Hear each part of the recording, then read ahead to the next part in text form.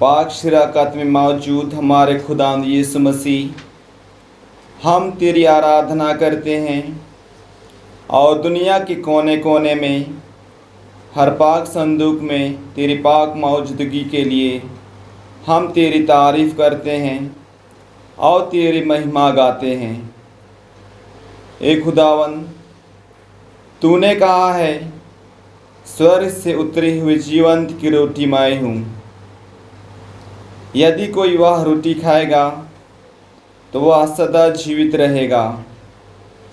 आज के दिन हम तेरे पास उन सारे भाई बहनों को ले आते हैं तेरे खिलाफ और तेरे पाक शराकत की मौजूदगी के खिलाफ अपने ईमान की कमी और घमंड के कारण पाप करते हैं। ए खुदावन, तूने हमें खाने के लिए अपना बदन और पीने के लिए अपना खून दिया है। हमें यह फजल दे कि हर रोज़ और लगातार तुझे पाक शराकत में हासिल करने से हम सबको रूहानी और जिस्मानी ताकत मिले, ताकि हम हमेशा तेरी पाक मर्जी को ईमान और रूहानी खुशी से पूरा कर सकें। आमीन।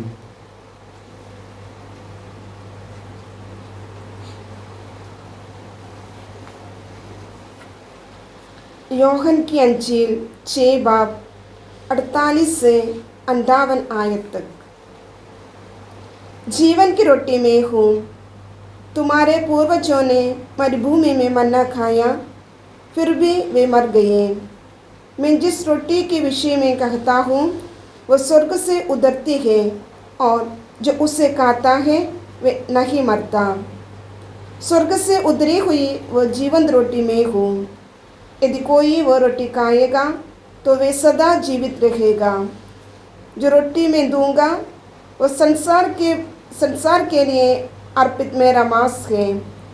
यहूदी आपस में ये कहते हुए वाद विवाद कर रहे थे, यह हमें खाने के लिए अपना मांस कैसे दे सकता है। इसलिए ईसा ने उनसे कहा, मैं तुम लोगों से ये कहता हूँ, यदि तुम मानव पुत्र का मांस नहीं खाओगे और उसका रक्त नहीं पियोगे तो तुम्हें जीवन प्राप्त नहीं होगा। जो मेरा मांस खाता है और मेरा रक्त पीता है उसे अनंत जीवन प्राप्त है, और मैं उसे अंतिम दिन पुनर्जीवित कर दूंगा। क्योंकि मेरा मांस सच्चा भोजन है और मेरा रक्त सच्चे पेय। जो मेरा मांस खाता और मेरा रक्त पीता है वे मुझ में निवास करता है और मैं उसमें। जिस तरह जीवंत पिता ने मुझे भेजा है और मुझे पिता से जीवन मिलता है, उसी तरह जो मुझे खाता है उसको मुझसे जीवन मिलेगा। यही वह रोटी है जो स्वर्ग से उतरी है। ये उस रोटी के सदृश नहीं है जिसे तुम्हारे पूर्वजों ने खाई थी। वे तो मर गए, किंतु जो ये रोटी खाएगा वे अनंत काल तक जीवित रहेगा।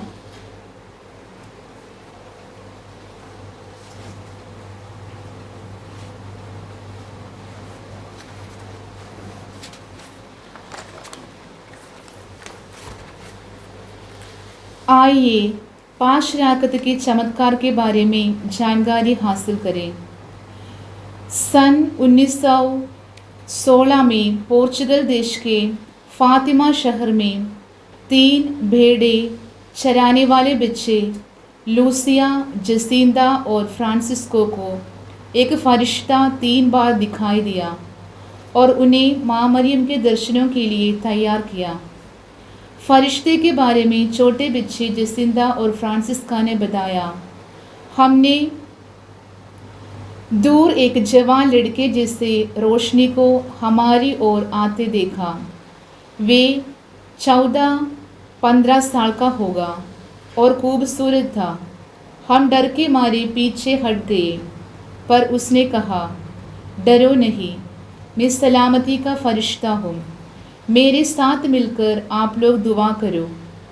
उसने घुटने टेक कर कहा, ए खुदा, मैं तुझ पर विश्वास करता हूँ, तेरी सजदा करता हूँ। तुझ पर उम्मीद रखता हूँ और तुझे प्यार करता हूँ। मैं उन सारे लोगों के लिए तुझसे माफ़ी मांगता हूँ जो तुझ पर ईमान रखते, तेरी सिजदा नहीं करते, तुझ पर उम्मीद नहीं रखते और तुझे प्यार नहीं करते हैं। आप लोग भी इस तरह दुआ करो और हमारे खुदावंद यीशु और मुबारक मरियम आपकी दुआओं को सुनते हैं। दूसरे दर्शन में फरिश्ते ने हमसे कहा, आप लोग को और ज़्यादा दुआ करना है और बहुत सारे दुख तकलीफ़ों को सहना है और दुनिया में बढ़ रहे पापों के लिए, रूहानी मरम्मत के लिए आप लोगों को बहुत दुख दर्द उड़ाना होगा। तीसरे दर्शन में हमने फरिश्ते के एक हाथ में प्याला देखा और दूसरे हाथ में रोटी, और रोटी से खून के बूंद प्याला में गिर रहे थे। हमारे सामने घुटने टेकर उसने कहा, ए खुदा बाप, खुदा बेटे और खुदा रूह पाक, मैं पूरे दिल से तेरी सजदा करता हूँ और तेरे बेटे के पाक बदन, खून, रूह और इलाहियत को दुनिया में किए जा रहे सारी जुल्मों, पाक चीज़ों की बेइज्जती और बेपरवाही के रूहानी मरम्मती के लिए तेरी नज़र करता हूँ, जो दुनिया के हर एक पाक संदूक में मौजूद है। खुदावंद यीशु के पाक दिल और मुबारक मरियम के बेदाग दिल के जलाली नेकियों की खातिर सारे कमज़ोर गुनाहगारों की दिल तब्दीली के लिए दुआ करता हूँ। फिर उठकर अपने हाथों में प्याला और पाक रोटी को लिया, पाक रोटी को लूसिया को दिया और प्याला से हम दोनों को पिलाते हुए कहा, प्रभु यीशु के लगातार जुल्म सह रहे बदन और खून को खाओ और पियो, उनके लिए रूहानी मरम्मती के काम करो और खुदा को तसल्ली दो। उसके बाद गायब हो गया। प्यारे भाई और बहनों, रोटियों का चमत्कार हर एक अंजील में पाया जाता है और कुल मिला के 6 बार उसे पढ़ सकते हैं। फिर भी जैसे आज की अंजील में हमने सुना, वही एक ऐसी चमत्कार है जिससे बहुत बड़ी फूट पैदा होती है और बहुत शिष्य यीशु को छोड़कर चले जाएंगे। यीशु की शिक्षा में कोई सवाल नहीं है। यदि तुम मानव पुत्र का मांस नहीं खाओगे और उसका रक्त नहीं पियोगे तो तुम्हें जीवन प्राप्त नहीं होगा। और खुदावंद आज भी हम में से हर एक से वही दोहराएंगे। जैसे खुदा ने माँ मरियम के जरिए फातिमा के 3 गरीब और मासूम बच्चों को चुना था, वैसे ही हम में से हर एक को बुलाता है ताकि हम भी उसके ज़िंदगी देने वाले रहमत के सुसमाचार को दूसरों तक पहुँचाए। यीशु के बदन और खून को हासिल करने हम भी ताकत पाएँ, ईमान की मजबूती पाएँ और उम्मीद और खुशी के साथ जीना सीखें। हाँ प्यारे भाइयों बहनों, अगर हम यीशु को पाक शिरकत में दिल से विश्वास करेंगे तो हमें कोई सबूत की ज़रूरत नहीं है।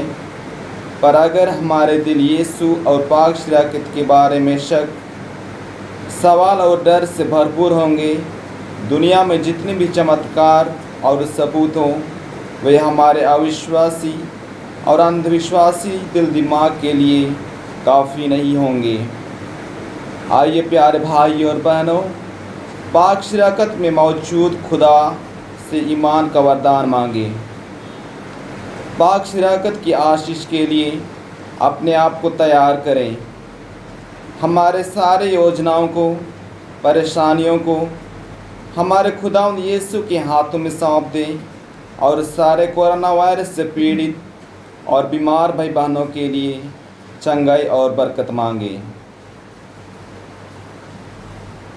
पवित्र परम प्रसाद की सदा ही स्तुति हो, महिमा हो, आराधना